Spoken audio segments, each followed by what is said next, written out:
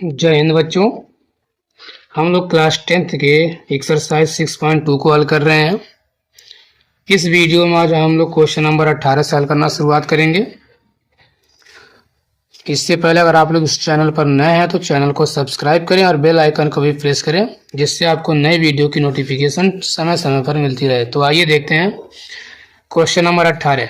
देखिए 18 वाले में कह रहा है, सिद्ध कीजिए कि बिंदु -5, 6, 3, 0 व 9, 8 एक समद्विबाहु समकोण त्रिभुज है। यानी सिद्ध करना है कि समद्विबाहु भी है और एक समकोण भी है। ठीक, तो आइए पहले हम इसकी भुजाओं के बारे में बात करते हैं, फिर देखते हैं। यहाँ पर मान लेते हैं कि माना ए बी सी एक, देखिए तो मान लेते हैं कि माना ए बी सी एक त्रिभुज है। पहले हम इसको एक नॉर्मल त्रिभुज मान लेते हैं। ठीक, जिसके शीर्ष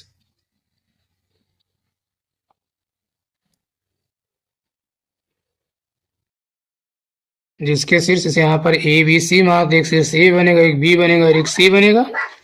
तो जिसके शीर्ष ए, इसके पॉइंट -5 और 6 है, बी 3, 0 तथा सी 9, 8 है। ठीक, अब इसके हम भुजाओं को निकालते हैं। देखिए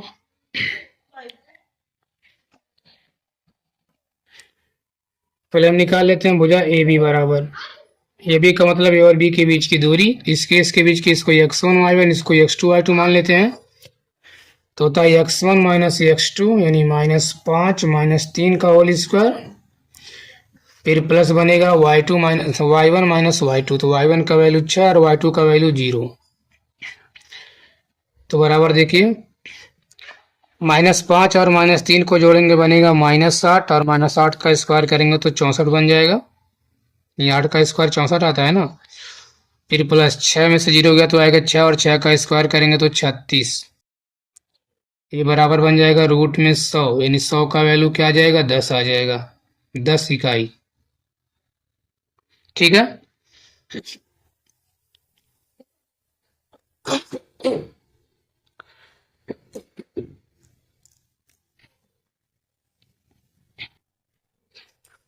देखिए अब ऐसे ही निकाल लेते हैं।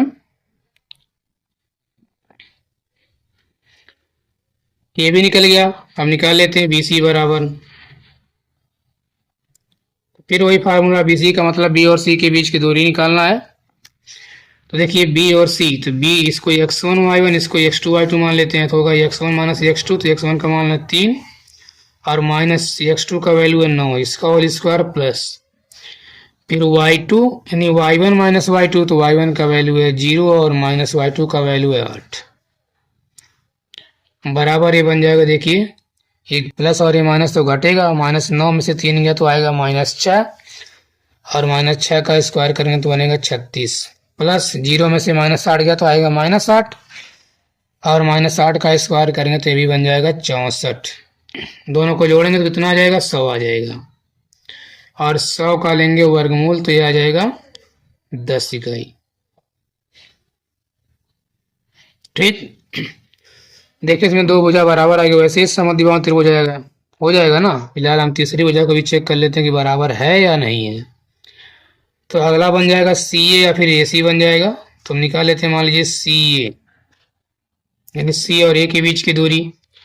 तो C और A अगर इसको x1 y1, इसको x2 y2 मानते हैं, तो देखिए x1 यानी कि 9 माइनस x2, यहाँ पर -5 है, यहाँ पर माइनस पहले से है तो ये माइनस आकर इसको बनाएगा प्लस। ठीक, प्लस फिर y1 माइनस y2, तो y1 का वैल्यू है 8 और y2 का वैल्यू है 6, इसका स्क्वायर हो जाएगा बराबर।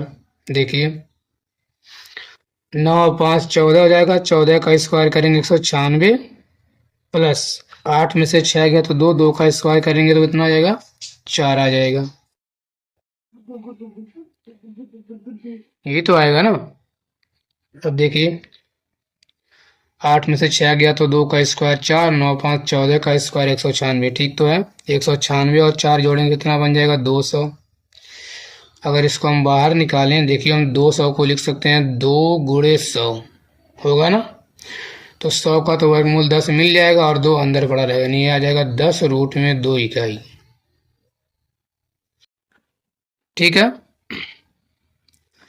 पहली कंडीशन में क्या रहा था कि इसको सिद्ध करना है क्या, समद्विबाहु, यानी इसकी कोई दो भुजाएं बराबर होनी चाहिए। यानी चूंकि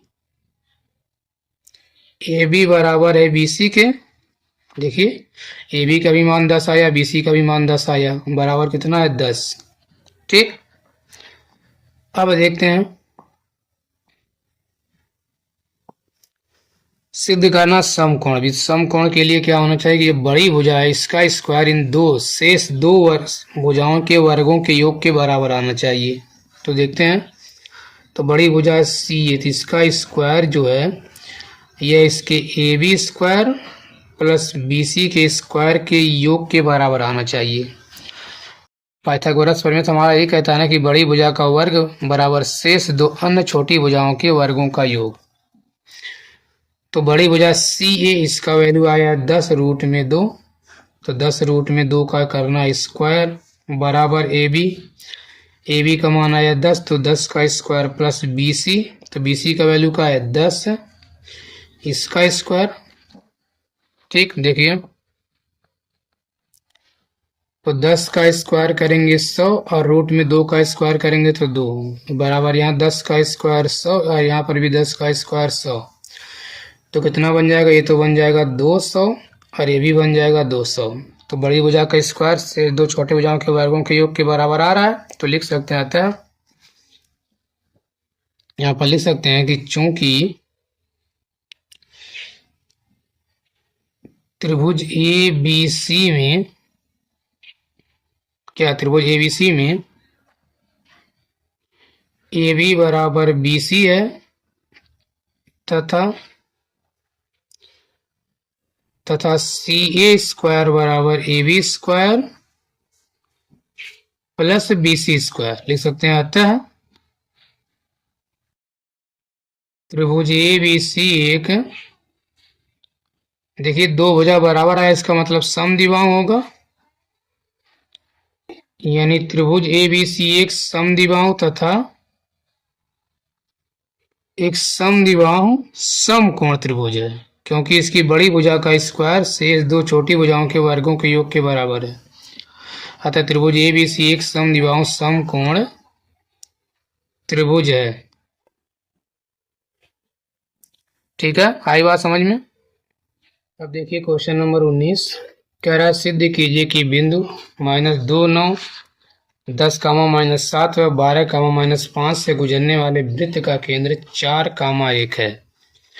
मतलब करा कि कोई एक वृत्त है जिस पर ये बिंदु स्थित है और उनका केंद्र 4 1 है। सिद्ध करना के मतलब इन बिंदुओं से जो होकर जा रहा है केंद्र, उनका केंद्र क्या है, 4 1 है। ठीक, तो पहले हमको एक सर्किल मान लेते हैं।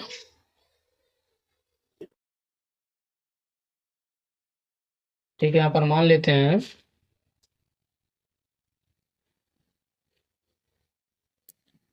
हैं कि माना ओ, इसको ओ मान लेते हैं, यानी केंद्र को 4 1 माना ओ वृत्त का केंद्र है। ठीक, क्या माना वो वृत्त का केंद्र है तथा बिंदु, इन सबको थोड़ा बिंदु मान, तथा बिंदु ए, अगर हम पहले वाले को ये मान लें कि -2 9 बिंदु ए, और बी को मान लेते हैं -10 7 तथा क्या, तथा बिंदु ए बी व सी वाले को हम मान लेते हैं क्या, अगला वाला था 12 -5 वृत्त पर स्थित है, वृत्त पर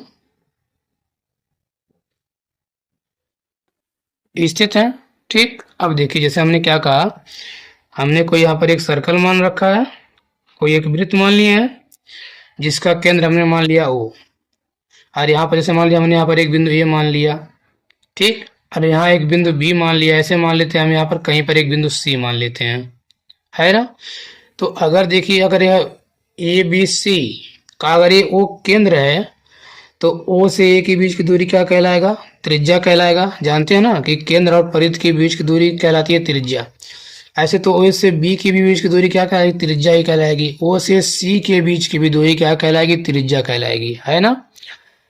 तो यह केंद्र अगर होगा तो ओ से ए के बीच की दूरी निकालें, चाहे ओ से बी की दूरी निकालें, चाहे ओ से सी के बीच की दूरी निकालें, तीनों दूरियां आपस में बराबर होना चाहिए। यानी ओ ए बराबर ओ बी बराबर ओ सी आएगा यदि यह ओ उसका केंद्र है तो, क्योंकि हमें पता है कि एक ही केंद्र की सभी त्रिज्याएं आपस में बराबर होती हैं। तो ये भी त्रिज्या, ये भी त्रिज्या, ये भी त्रिज्या, तो ओ ए बराबर ओ बी बराबर ओ सी, ये क्या होना चाहिए? बराबर होना चाहिए अगर यह और यह इस बिंदु के केंद्र पर स्थित है तो। बात समझ में आई?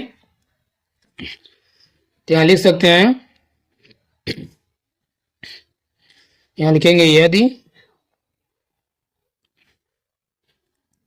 ठीक है, यदि ओ, जैसे हमारे क्वेश्चन में बोला था कि सिद्ध कीजिए कि बिंदु ए गुजरने वाले वृत्त का केंद्र 4,1 है। यहां लिख सकते हैं यदि, ऐसे लिख देंगे कि यदि ए बी व सी से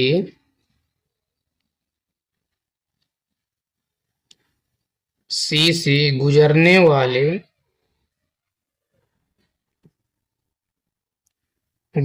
वाले वृत्त का केंद्र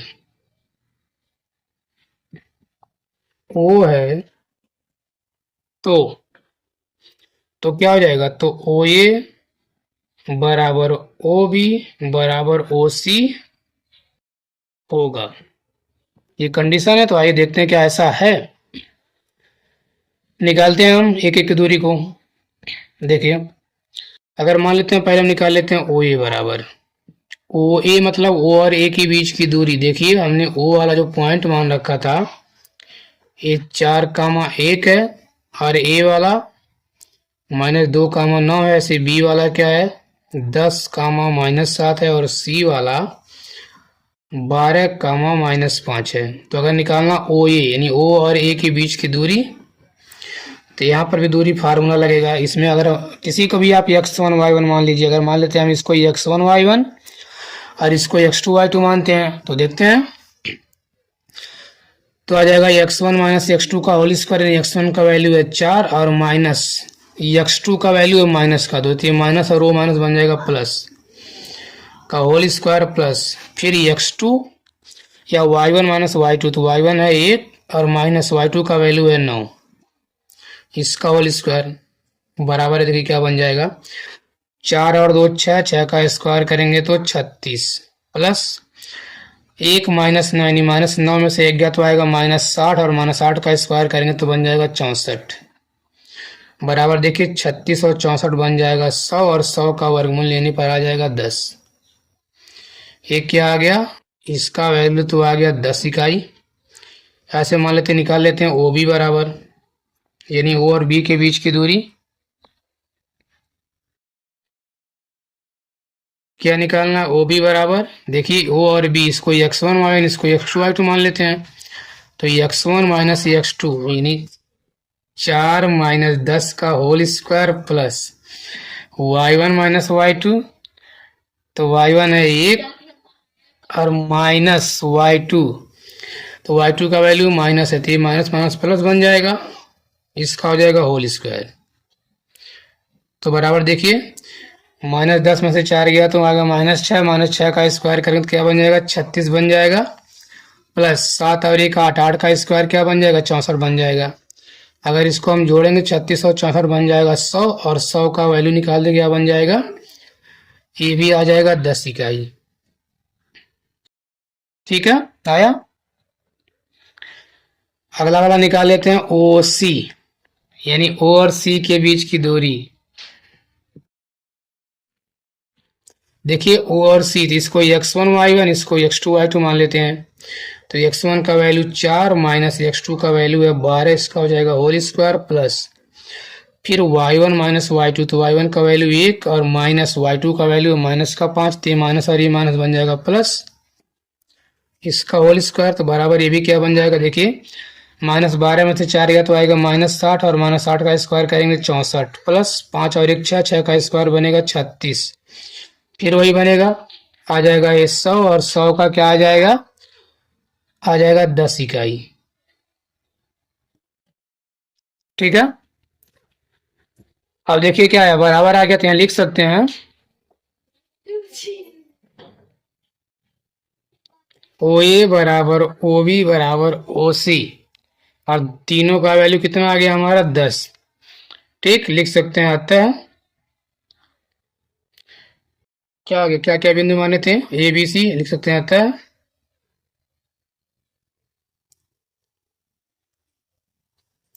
अतः बिंदु ए बी व सी से गुजरने वाले, यहाँ पर ए बी और सी के स्थान पर आप पॉइंट भी लिख सकते, जो पॉइंट हमने दिया था उसमें क्वेश्चन में दिया था। अतः बिंदु ए बी व सी से गुजरने वाले वृत्त का केंद्र क्या है, ओ है। ठीक, या लिख सकते हैं कि यह बिंदु, बिंदु क्या क्या माने थे उसमें, जो बिंदु माने थे उसका नाम बोल सकते हैं कि बिंदु क्या था, -2, 9 और 10, -7, और यहाँ पर 12, -5 से गुजरने वाले वृत्त का केंद्र 4, 1 है। तो ऐसे भी बोल सकते हैं। ठीक है, उम्मीद करते हैं समझ में आ गया होगा। क्वेश्चन नंबर 20 कह रहा है सिद्ध कीजिए कि P 2, 2 बिंदु A जिसके कुछ पॉइंट दिए हुए A B व C से गुजरने वाले वृत्त का केंद्र। सेम वही क्वेश्चन नंबर 19 से भी, इन दोनों क्वेश्चन में कोई भी अंतर नहीं, बस केवल इसके जो पॉइंट या निर्देशांक दिए केवल वही अलग कर दिया, बाकी same question same process same logic इसमें भी है। ठीक, देखिए यहाँ पर भी सिद्ध करना है कि यह जो ए बी और सी है यह बिंदु पी से गुजर रहे हैं या फिर बिंदु पी इनका क्या है, केंद्र है। ठीक, तो यहाँ पर देखिए, यहाँ पर भी लिख सकते हैं, या फिर यदि लिखेंगे यदि P जिसके पॉइंट है 2, 2, ठीक, बिंदु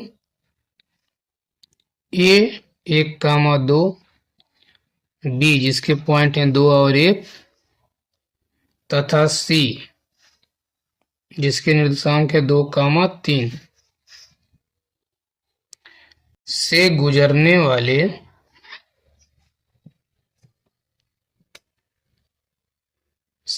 वाले वृत्त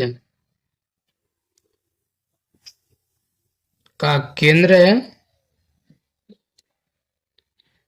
है, तो क्या हो जाएगा, ओ ए बराबर ओ बी बराबर ओ सी होगा। बात समझ में आई। फिगर बनाए या ना बनाए कोई दिक्कत नहीं, इसमें आई निकालते हैं, ओ ए बराबर ओ ए मतलब ओ और ए के बीच की दूरी। ठीक है,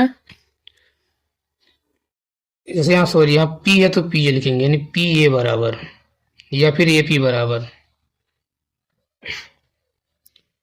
ठीक है, तो पी ए मतलब पी और ए के बीच की दूरी, किसी को भी x1 y1 किसी को भी x2 y2 मान लेते हैं। देखिए अगर हम इसको x1 इसको x1 y1 इसको x2 y2 मानते हैं तो होता है x1 माइनस x2, तो x1 का वैल्यू 2 और माइनस x2 का वैल्यू 1 आएगा, 2 - 1 का होल स्क्वायर प्लस फिर y1 - y2 यानी कि 2 - 2 का होल स्क्वायर, तो बराबर ही क्या बन जाएगा, 2 में से 1 गया तो 1 और 1 का स्क्वायर करेंगे तो 1 और प्लस 2 में से 2 गया 0, 0 का स्क्वायर 0, यानी बराबर क्या आ जाएगा 1, क्योंकि 1 का वर्गमूल 1 ही आएगा। फिर निकाल लेते हैं ऐसे पी बी बराबर, यानी पी से बी की दूरी। ठीक, यहाँ हर जगह पी कर लेंगे, हमने वो इसको समझ लिया था। ठीक, यानी पी ए बराबर पी बी बराबर पी सी। ठीक है,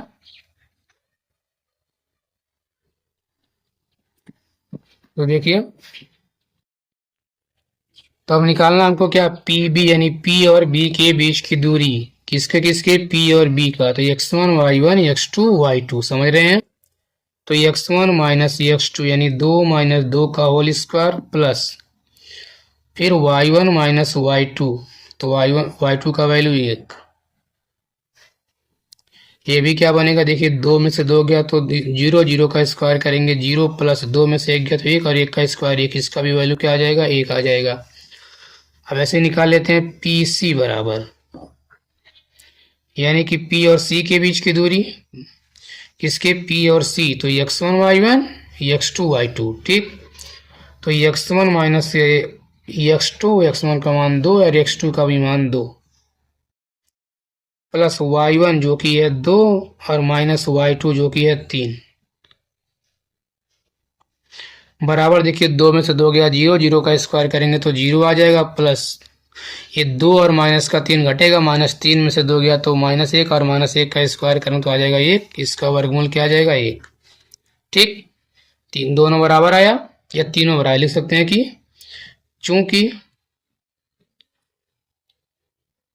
PA बराबर PB बराबर PC, अतः लिख सकते हैं कि अतः P, जिसके पॉइंट क्या थे 2,2, बिंदु ए का क्या था 1,2, B 2,1 व C क्या था 2,3 से